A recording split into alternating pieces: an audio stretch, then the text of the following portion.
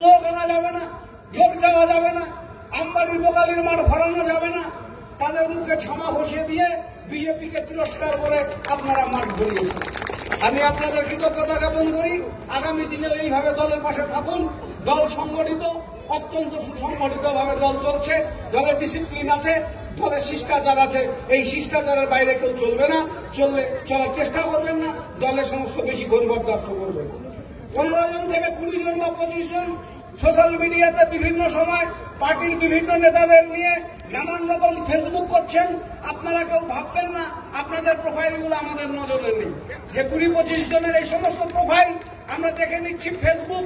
আগামী এপ্রিল মাসের ভেতরে এই সমস্তদেরকে চিহ্নিত করে দল থেকে বহিষ্কার করে দেওয়া হবে, এদেরকে দলে রাখা হবে, একদম নিশ্চিত করলাম।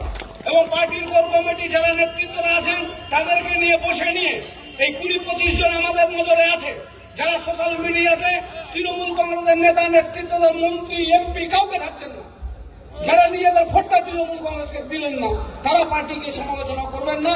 নিজেদের দল বেছে নিয়েছেন, নিজেদের দলে চলে যান, তৃণমূল কংগ্রেস থেকে মুক্তি দিন। যে অঞ্চল সভাপতিরা দায়িত্ব নিয়ে লোক আনলেন না সভায়, একজন ব্যবস্থা নেওয়া। পার্টি কারো নিজস্ব প্রপার্টি না। পার্টির জেলা সভাপতি আমি আছি, যতক্ষণ আছি দায়িত্ব হচ্ছে সংগঠনকে সাজিয়ে তোলা, সংগঠন গড়ে তোলা, মজবুত সংগঠনের উপরে তৃণমূল দাঁড়িয়ে থাকবে, এই কাজটা করা। যেদিন আমি থাকবো না, অন্য কেউ দায়িত্বে থাকবেন। মুখ্যমন্ত্রী মমতা বন্দ্যোপাধ্যায়, অভিষেক ব্যানার্জিরা তার কাছ থেকে সেই দায়িত্বটা বুঝে নেবেন। ফাঁকি দিয়ে চেয়ারে বসে থাকা এখানে পার্টিটা আর যাবে না। আগে কি হয়েছিল আমি জানি না, আজকে পার্টিতে গত 2.5 বছর আমি যা দেখছি, কাজ করলে চেয়ারে বসুন, কাজ না করলে চেয়ার ছাড়ুন। এটা বুথের সভাপতি থেকে শুরু করে জেলার রাজ্য নেতৃত্ব পর্যন্ত একই ফর্ম।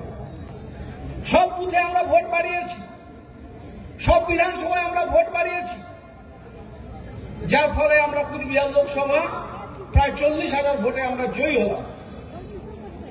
একমাত্র বিধানসভা কেন্দ্র কুচবিহার উত্তর, যেখানে আমাদের ভোটের ব্যবধান এখানে 17,000-এ বিধানসভা হেরেছিলাম, 18,000-এ লোকসভা হারলাম।